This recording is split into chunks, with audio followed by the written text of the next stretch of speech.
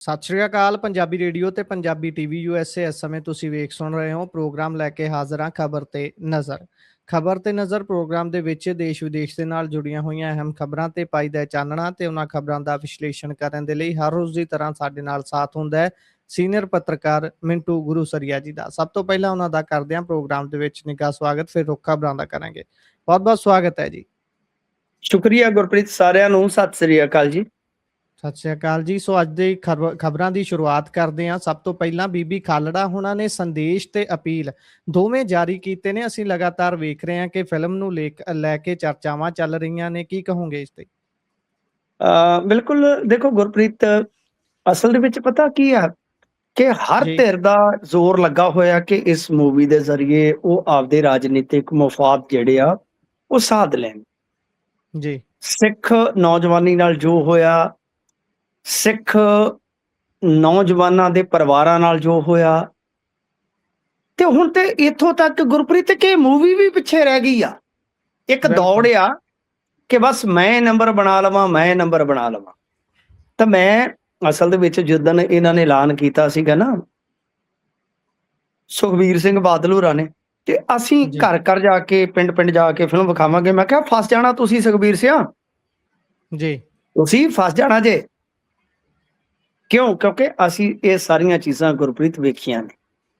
ਸਾਨੂੰ ਜੀ ਪਤਾ ਕਿ ਹਿਸਟਰੀ ਬੜੀ ਕਰੂਰ ਹੁੰਦੀ ਆ, ਬਰੂਟਲ ਹੁੰਦੀ ਆ, ਤੇ ਜਦੋਂ ਉਹ ਸ਼ੀਸ਼ੇ ਦੇ ਵਿੱਚੋਂ ਝਲਕਾਰੇ ਦਿੰਦੀ ਆ ਫਿਰ ਉਹ ਬਖਸ਼ਦੀ ਕਿਸੇ ਨੂੰ ਨਹੀਂ। ਜੀ ਜਦੋਂ ਮਨਪ੍ਰੀਤ ਬਾਦਲ ਤੇ ਸੁਖਬੀਰ ਬਾਦਲ ਪੋਲਿਟਿਕਸ ਦੇ ਵਿੱਚ ਲਾਂਚ ਹੋਏ ਆ, ਪ੍ਰਕਾਸ਼ ਸਿੰਘ ਬਾਦਲ ਹੋਰਾਂ ਨੇ ਤੇ ਸਾਰੇ ਸਟੈਂਡ ਹੀ ਛੱਡਤੇ ਸੀਗੇ। ਜੀ ਪੰਥਕ, ਬਿਲਕੁਲ ਉਹ ਤੇ ਪੰਥਕ ਤੋਂ ਪੰਜਾਬੀ ਹੋ ਗਏ।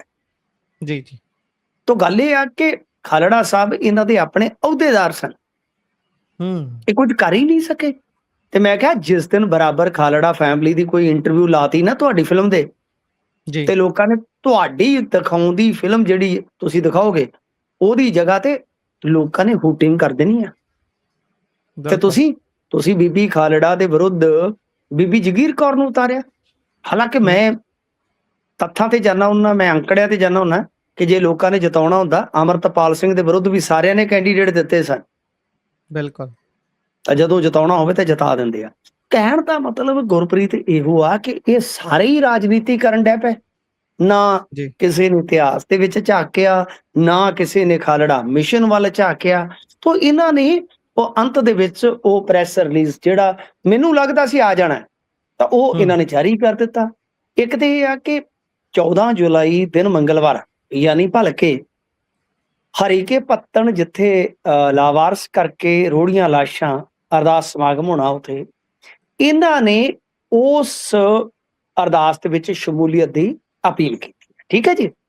ਜੀ ਦੂਜਾ, ਇਹਨਾਂ ਨੇ ਕਿਹਾ ਕਿ ਅਕਾਲੀ ਦਲ ਦੀ ਅਗਵਾਈ ਵਾਲੀਆਂ ਸਰਕਾਰਾਂ ਨੇ ਦੋਸ਼ੀ ਪੁਲਿਸ ਅਫਸਰਾਂ ਨੂੰ VIP ਸਹੂਲਤਾਂ, ਕਾਨੂੰਨੀ ਮਦਦ, ਅਹੁਦੇ ਬਖਸ਼ੇ ਆ, ਜਿਹਦੇ ਵਿੱਚ ਉਹਨਾਂ ਨੇ ਜ਼ਿਕਰ ਕੀਤਾ ਸੈਣੀ, ਆਲਮ, ਦਰਬਾਰਾ ਗੁਰੂ, ਉਮਰਾਨ ਅੰਕਲ, ਮੁਹੰਮਦ ਮੁਸਤਫਾ ਇਤਿਆਦਿ, ਕਿ ਇਹਨਾਂ ਨੇ ਨਾ ਸਿਰਫ ਪੀੜਤ ਪਰਿਵਾਰਾਂ ਨੂੰ ਹਾਸ਼ੀਏ ਤੇ ਧੱਕਿਆ, ਬਲਕਿ ਇਹਨਾਂ ਨੂੰ ਕਾਨੂੰਨੀ ਮੁਸ਼ਕਲਾਂ ਦਾ ਸਾਹਮਣਾ ਕਰਨਾ ਪਿਆ। ਯਾਨੀ ਅਕਾਲੀਆਂ ਦੀ ਗੱਲ ਕਰ ਰਹੇ।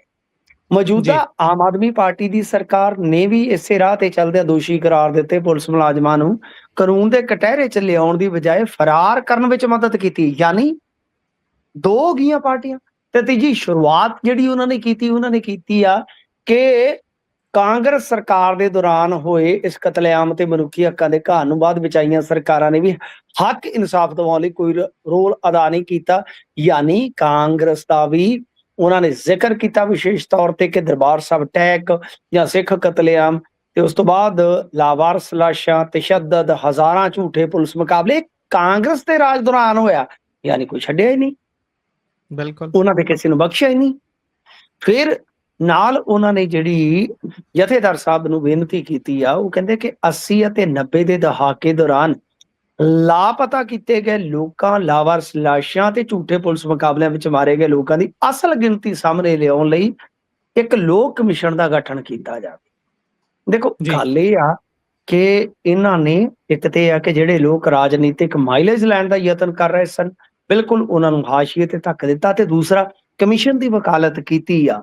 ਤੇ ਬਿਲਕੁਲ ਮੈਂ ਵੀ ਇੱਕ ਸੁਝਾਅ ਦਿੱਤਾ ਸੀਗਾ ਕਿ ਦੇਖੋ ਸਮੂਹ ਨਿਰਦੋਸ਼ ਕਰੋ, ਚਾਹੇ ਠੀਕ ਆ ਕੋਈ ਮੈਨੂੰ ਮੰਦਾ ਕਵੇ ਚੰਗਾ ਕਵੇ, ਮੇਰਾ ਵੀ ਇਹ ਸੁਝਾਅ ਸੀਗਾ ਕਿ ਸਮੂਹ ਨਿਰਦੋਸ਼, ਉਹਦੇ ਚ ਕੋਈ ਵੀ ਮਜ਼ਹਬ ਦਾ ਆ ਸਕਦਾ ਹੈ। ਵੈਸੇ ਤੇ ਸਿੱਖੀਜ਼ਮ ਦਾ ਕਨਸੈਪਟ ਹੈ ਗੁਰਪ੍ਰੀਤ, ਨਾਨਕ ਨਾਮ ਚੜ੍ਹਦੀ ਕਲਾ ਤੇਰੇ ਭਾਣੇ ਸਰਬੱਤ ਦਾ ਭਲਾ, ਅਸੀਂ ਸਰਬੱਤ ਦਾ ਭਲਾ ਮੰਗਣ ਵਾਲੇ ਲੋਕ ਆ। ਪਰ ਇਹ ਬਿਲਕੁਲ ਆ ਕਿ ਜੋ ਲੋਕ ਹਿੰਦੂ ਤੇ ਸਿੱਖ ਦੇ ਵਿੱਚ ਹੁਣ ਪਾਟਕ ਪਾਉਣ ਦਾ ਯਤਨ ਕਰ ਰਹੇ ਨੇ, ਇਸ ਜੀ ਪਾਟਕ ਨੂੰ ਵੀ ਰੋਕਿਆ ਜਾ ਸਕਦਾ ਜੇਕਰ ਇਸ ਤਰ੍ਹਾਂ ਦੀ ਪਹਿਲ ਕਦਮੀ ਕੋਈ ਜਥੇਦਾਰ ਸਾਹਿਬ ਕਰਦੇ ਨੇ। ਬਾਕੀ ਕਰਨਾ ਉਹਨਾਂ ਨੇ, ਅਸੀਂ ਸਿਰਫ ਜੀ ਬੇਨਤੀ ਕਰ ਸਕਦੇ। ਬਿਲਕੁਲ ਬਿਲਕੁਲ ਅਸੀਂ ਸਿਰਫ ਬੇਨਤੀ ਕਰ ਸਕਦੇ ਹਾਂ। ਇਸ ਤੋਂ ਅੱਗੇ ਜੇਕਰ ਵਧੀਏ ਗੱਲ ਦਿੱਲੀ ਦੀ ਕਰਦੇ ਹਾਂ, ਹੁਣ ਦਿੱਲੀ 'ਚ ਸ਼ਕਤੀ ਪ੍ਰਦਰਸ਼ਨ ਹੋਵੇਗਾ, ਕੌਣ ਤੇ ਕਿਵੇਂ ਕਰੇਗਾ? ਦੇਖੋ ਗੁਰਪ੍ਰੀਤ, ਇਹ ਕਾਂਗਰਸ ਦਾ ਡਰਾਮਾ ਹੈ, ਪੋਲੀਟੀਕਲ ਡਰਾਮਾ, ਜਿਹਨੂੰ ਅਸੀਂ ਕਵਰ ਕਰਦੇ ਕਰਦੇ ਮੇਰੇ ਖਿਆਲ ਦੇ ਨਾਲ ਇੰਨੇ ਆਵਾਜ਼ਾਰ ਹੋਏ ਪਏ ਆ, ਸਾਨੂੰ ਇਹ ਲੱਗਦਾ ਹੈ ਕਿ ਅਸੀਂ ਆਪਣੀ ਆਡੀਅנס ਦੇ ਨਾਲ ਕਿਤੇ ਨਾ ਕਿਤੇ ਨਾ ਇਨਸਾਫੀ ਕਰਦੇ ਹਾਂ ਕਿ ਅਸੀਂ ਜੀ ਇਸ ਖਬਰ ਨੂੰ ਕਰਨਾ ਹੁੰਦਾ ਹੈ, ਛੱਡ ਵੀ ਨਹੀਂ ਸਕਦੇ, ਪਰ ਇਸ ਖਬਰ ਦੇ ਵਿੱਚ ਹੈ ਕੁਝ ਨਹੀਂ। ਜੀ ਤਾਂ ਦੇਖੋ ਅੱਜ ਕੀ ਖਬਰ ਚੱਲੀ ਆ ਕਿ ਚੰਨੀ ਸਾਹਿਬ ਦਿੱਲੀ ਜਾ ਸਕਦੇ ਆ, ਕਿਉਂਕਿ ਅੱਜ ਹੁਣ ਤੋਂ 12 ਮਿੰਟ ਪਹਿਲਾਂ ਇੱਕ ਖਬਰ ਅਪਡੇਟ ਹੋਈ ਹੈ ਡੀਬੀ ਤੇ। ਉਹਨਾਂ ਨੇ ਕਿਹਾ ਜੀ ਹੈ ਕਿ ਕਾਂਗਰਸ ਦੇ ਬਾਗੀ ਤੁਹਾਡੇ ਨੂੰ ਬਘੇਲ ਦਾ ਝਟਕਾ ਹੈ। ਉਹ ਬੋਲੇ ਆ ਕਿ ਪੰਜਾਬ ਦੇ ਵਿੱਚ ਇੱਕ ਹੀ ਚਿਹਰਾ ਹੋਵੇਗਾ, ਰਾਹੁਲ ਗਾਂਧੀ ਦਾ। ਚੰਨੀ ਨੂੰ ਸੀਐਮ ਜੀ ਫੇਸ ਬਣਾਉਣ ਦੀ ਮੰਗ ਜਿਹੜੀ ਆ ਉਹਨਾਂ ਨੇ ਖਾਰਜ ਕਰ ਦਿੱਤੀ ਆ। ਮਤਲਬ ਜੀ ਕਿ ਉਹਨਾਂ ਨੇ ਲਿਖਿਆ, ਜੋ ਉਹਦੇ ਹਵਾਲੇ ਨਾਲ ਮੈਂ ਗੱਲ ਕਰ ਰਿਹਾ, ਉਹ ਕਹਿੰਦੇ ਆ ਕਿ ਪੰਜਾਬ ਦੀ ਜਨਤਾ ਦੇ ਮਨ ਦੇ ਵਿੱਚ ਕੋਈ ਵੀ ਕਿੰਤੂ ਤੇ ਪਰੰਤੂ ਨਹੀਂ ਹੈ। ਪੰਜਾਬ ਦਾ ਵੋਟਰ ਲੋਕ ਸਭਾ ਚੋਣ ਦੀ ਤਰ੍ਹਾਂ ਵਿਧਾਨ ਸਭਾ ਚੋਣ ਦੇ ਵਿੱਚ ਵੀ ਰਾਹੁਲ ਗਾਂਧੀ ਤੇ ਭਰੋਸਾ ਕਰ ਰਿਹਾ ਹੈ। ਕਾਂਗਰਸ ਪਾਰਟੀ ਦਾ ਪੰਜਾਬ ਦੇ ਵਿੱਚ ਇੱਕ ਹੀ ਚਿਹਰਾ ਹੋਵੇਗਾ, ਉਹ ਹੈ ਰਾਹੁਲ ਗਾਂਧੀ। ਤੇ ਮੈਂ ਤੁਹਾਨੂੰ ਸਰ ਕੀ ਕਿਹਾ ਸੀ ਗੁਰਪ੍ਰੀਤ, ਯਾਦ ਕਰੋ। ਮੰਦਾ ਮੈਂ ਅਦਨਾ ਜਿਹਾ, ਪਰ ਤੀਰ ਟਿਕਾਣੇ ਲਾ ਦਿੰਦਾ ਹੁੰਦਾ। ਮੈਂ ਤੁਹਾਨੂੰ ਕੀ ਕਿਹਾ ਸੀ, ਹੁਣ ਤਾਂ ਕਲੀਅਰ ਜੀ ਹੈ ਨਾ ਜੀ ਕਿ ਕਿਸੇ ਨੂੰ ਸੀਐਮ ਫੇਸ, ਕਿਸੇ ਨੂੰ ਮਤਲਬ ਕਿ ਪ੍ਰਧਾਨ, ਜੋ ਵੀ ਹੈ ਉਹ ਰਾਹੁਲ ਗਾਂਧੀ ਦਾ ਫੈਸਲਾ ਅੰਤਲਾ ਹੋਏਗਾ, ਕਿਸੇ ਨੂੰ ਵੀ ਬਣਾਉਣ। ਤਾਂ ਅੱਜ ਆ ਜਿਹੜੇ ਅੱਖਰ ਆ, ਮੈਂ ਜੋ ਤੁਹਾਨੂੰ ਗੱਲਾਂ ਕਈ ਹਫ਼ਤੇ ਪਹਿਲਾਂ ਜਾਂ ਕਈ ਦਿਨ ਪਹਿਲਾਂ ਦੱਸੀਆਂ ਹੋਣਗੀਆਂ, ਅੱਜ ਉਹਨਾਂ ਗੱਲਾਂ ਦੀ ਬਿਲਕੁਲ ਸ਼ਾਦੀ ਭਰਦੇ ਅੱਖਰ ਨੇ ਕਿ ਬਈ ਰਾਹੁਲ ਗਾਂਧੀ ਹੀ ਫੇਸ ਹੋਣਗੇ। ਯਾਨੀ ਚੰਨੀ ਸੀਐਮ ਫੇਸ ਭੁੱਲ ਜਾਣ, ਜੀ ਰਾਜਾ ਵੜਿੰਗ ਸੀਐਮ ਫੇਸ ਭੁੱਲ ਜਾਣ, ਰਾਹੁਲ ਗਾਂਧੀ ਕਿਸ ਨੂੰ ਸੀਐਮ ਫੇਸ ਐਲਾਨਦੇ ਨੇ, ਇਹ ਰਾਹੁਲ ਗਾਂਧੀ ਜਾਣਦੇ ਆ।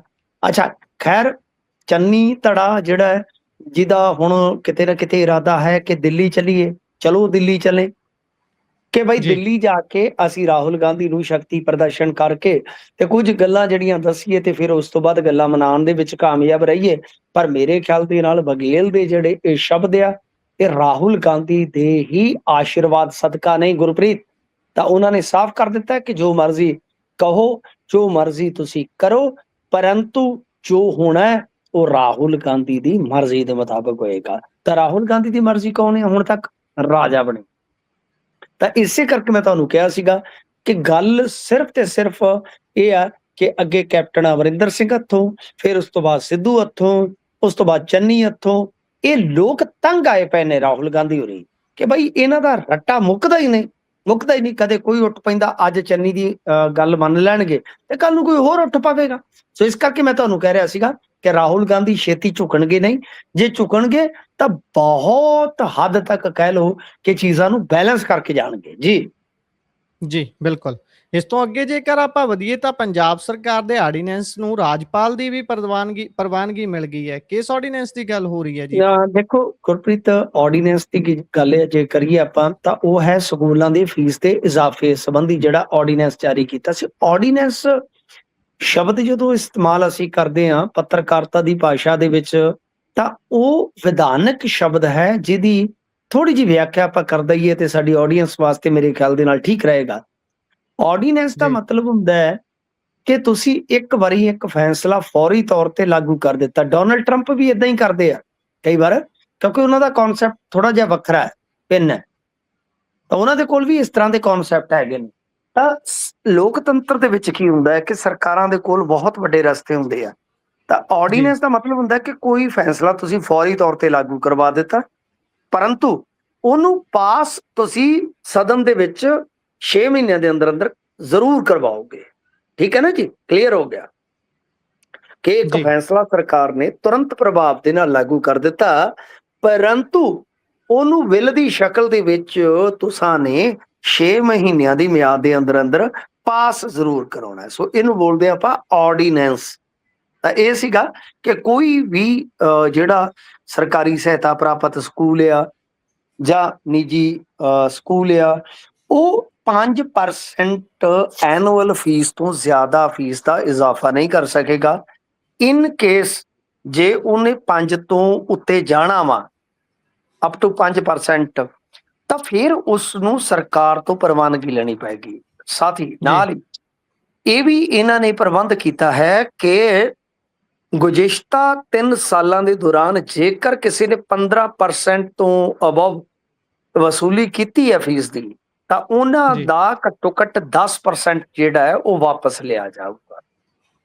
ਦੇਖੋ, ਇਹਦੇ ਤੇ ਅੱਗੇ ਆਪਾਂ ਵਾਰਤਾਲਾਪ ਕਰ ਚੁੱਕੇ ਹਾਂ, ਸੰਵਾਦ ਸਾਡਾ ਹੋ ਚੁੱਕਾ ਹੈ, ਪਰ ਇੰਟਰਸਟਿੰਗ ਗੱਲ ਇਹ ਹੈ ਕਿ ਚਲੋ ਠੀਕ ਹੈ, ਗਵਰਨਰ ਨੇ ਦਸਤਖਤ ਕਰ ਦਿੱਤੇ ਤੇ ਸਾਰਾ ਕੁਝ ਠੀਕ ਹੋ ਗਿਆ ਗੁਰਪ੍ਰੀਤ, ਪਰੰਤੂ ਮੈਂ ਇੱਕ ਸਵਾਲ ਅੱਜ ਵੀ ਰੇਜ਼ ਕੀਤਾ ਸੀ। ਮੈਂ ਇਸ ਫੈਸਲੇ ਦੇ ਹੱਕ 'ਚ ਹਾਂ, ਨੋ ਡਾਊਟ, ਕਿਉਂਕਿ ਮੈਂ ਵੀ ਇੱਕ ਬੱਚੇ ਦਾ ਪਿਤਾ, ਤੇ ਮੈਂ ਆਪਣੇ ਬੱਚੇ ਨੂੰ ਜਿਸ ਤਰ੍ਹਾਂ ਪੜ੍ਹਾ ਰਿਹਾ, ਉਹ ਗਾਣਾ ਸੀ ਮੈਂ ਤੇ ਮੇਰਾ ਰੱਬ ਜਾਣਦਾ ਜਿਹੜੀ ਸਾਡੀ ਜਿੰਦ ਤੇ ਬਣੀ, ਕਿ ਭਾਈ ਸਾਨੂੰ ਪਤਾ ਅਸੀਂ ਕਿਵੇਂ ਬੱਚਿਆਂ ਨੂੰ ਪੜ੍ਹਾਉਣੇ ਲਿਖਾਉਣੇ ਆ ਅੱਜ ਦੇ ਜ਼ਮਾਨੇ 'ਚ।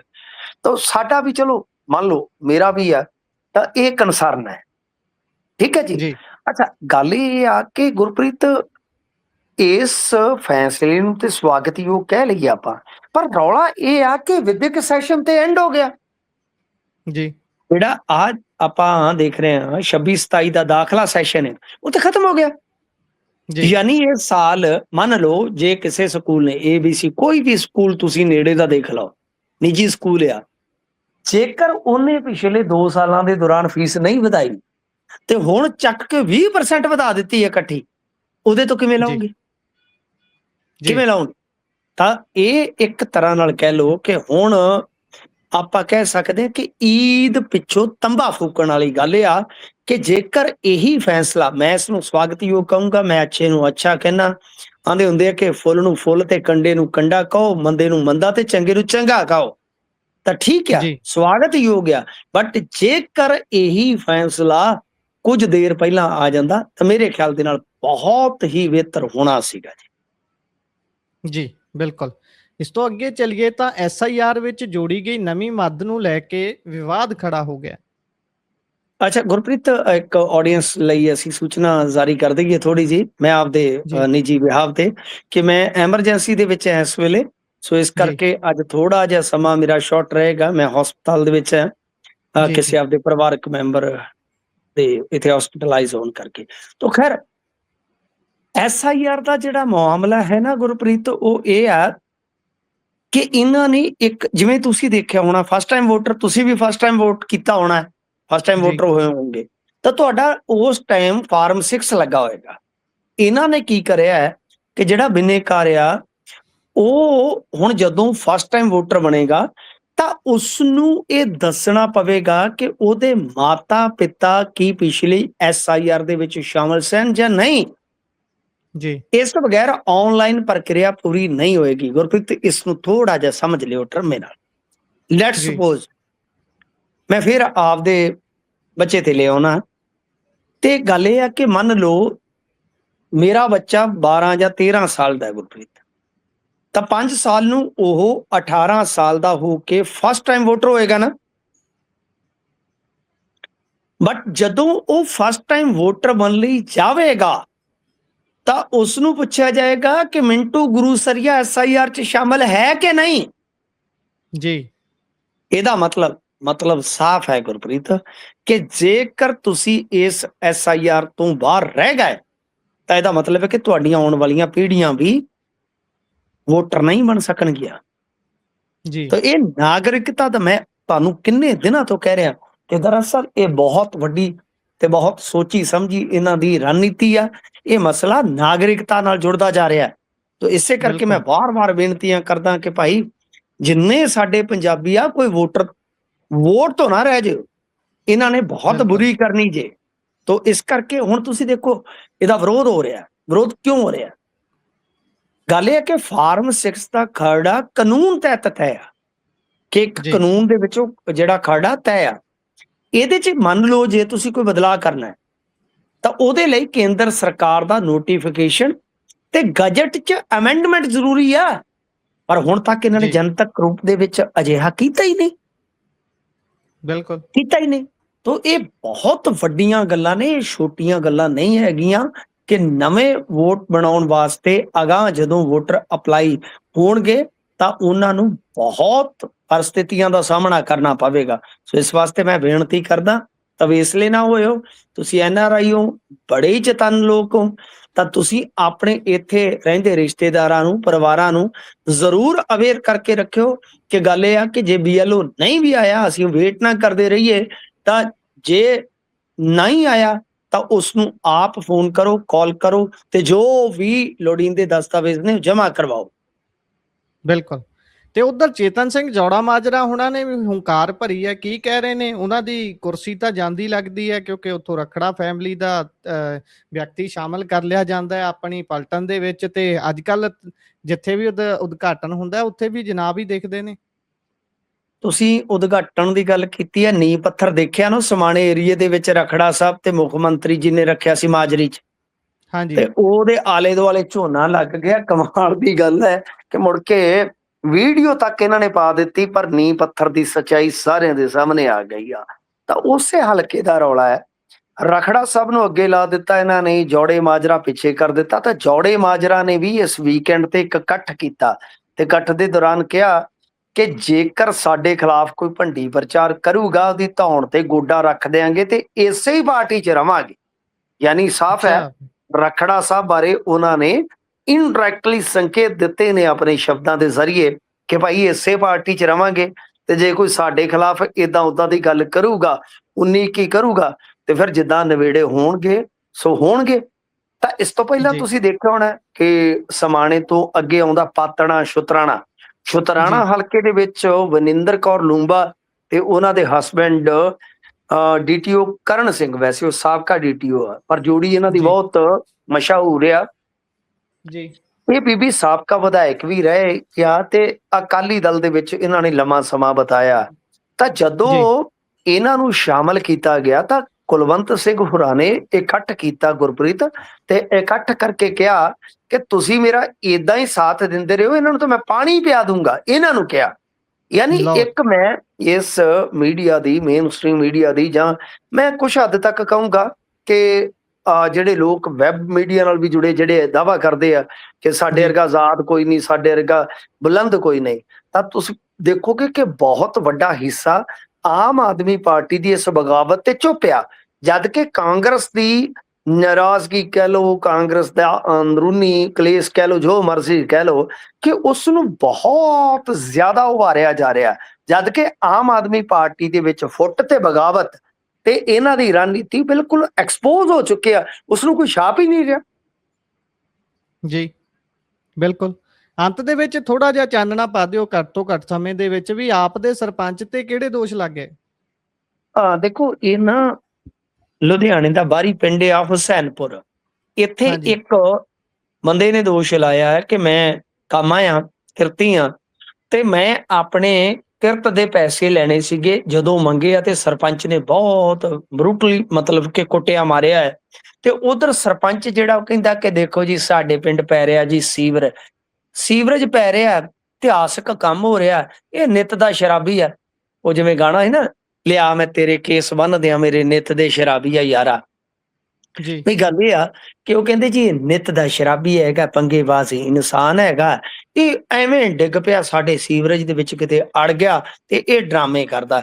ਪਰ ਉਹ ਮਜ਼ਦੂਰ ਜਿਹੜਾ ਰੋ ਰਿਹਾ ਹੈ, ਕੁਰਲਾ ਰਿਹਾ ਹੈ ਕਿ ਇਹਨਾਂ ਨੇ ਮੇਰੀ ਕੁੱਟਮਾਰ ਕੀਤੀ ਹੈ। ਦੇਖੋ, ਪਤਾ ਨਹੀਂ ਹੁਣ ਦੋਸ਼ ਸੱਚੇ ਹੈ ਜਾਂ ਝੂਠੇ ਹੈ, ਪਰ ਇੱਕ ਫੇਅਰ ਤੇ ਫ੍ਰੀ ਜਿਹੜੀ ਇਨਵੈਸਟੀਗੇਸ਼ਨ ਹੈ ਹੋਣੀ ਚਾਹੀਦੀ ਹੈ ਤਾਂ ਕਿ ਗਰੀਬ ਨਾਲ ਕੋਈ ਜ਼ਿਆਦਤੀ ਨਾ ਹੋਵੇ। ਜੀ ਬਿਲਕੁਲ। ਇਸੇ ਦੇ ਨਾਲ ਪ੍ਰੋਗਰਾਮ ਦਾ ਸਮਾਂ ਇੱਥੇ ਸਮਾਪਤ ਕਰਦੇ ਹਾਂ ਤੇ ਆਸ ਕਰਦੇ ਹਾਂ ਤੁਸੀਂ ਜਿਨ੍ਹਾਂ ਦੇ ਨਾਲ ਹਸਪਤਾਲ ਪਹੁੰਚੇ ਹੋ ਉਹ ਚੜ੍ਹਦੀ ਕਲਾ 'ਚ ਹੋਣ, ਜਲਦੀ ਤੁਸੀਂ ਵੀ ਘਰੇ ਪਹੁੰਚੋ। ਬਹੁਤ ਬਹੁਤ ਧੰਨਵਾਦ ਜੀ, ਸਤਿ ਸ਼੍ਰੀ ਅਕਾਲ। ਸ਼ੁਕਰੀਆ।